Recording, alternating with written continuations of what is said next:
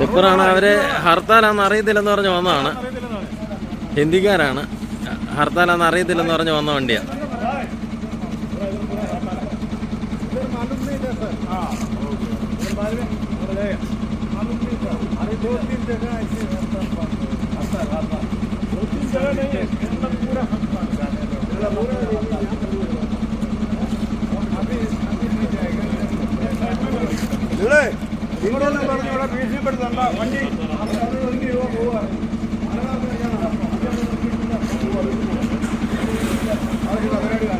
അപ്പോൾ ടിപ്പറാണ്.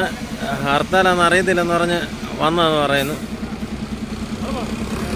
അപ്പം വണ്ടി അവിടോട്ട് മാറ്റിയിടാൻ പറഞ്ഞു.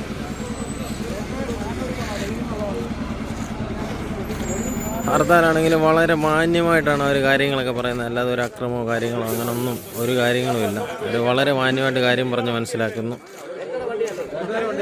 വണ്ടി ഒതുക്കിയിടാൻ വളരെ മര്യാദയോടുകൂടി പറയുന്നു. ഒരു മറ്റ് ശല്യങ്ങളോ കാര്യങ്ങളോ ഒന്നുമില്ല.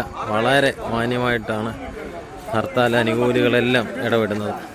ചിറ്റാറിലാണ് ദൃശ്യം. ശേഷം വരലെന്ന് പറഞ്ഞിട്ട് ആ വണ്ടി വിട്ടിട്ടുണ്ട്. കണ്ടോ,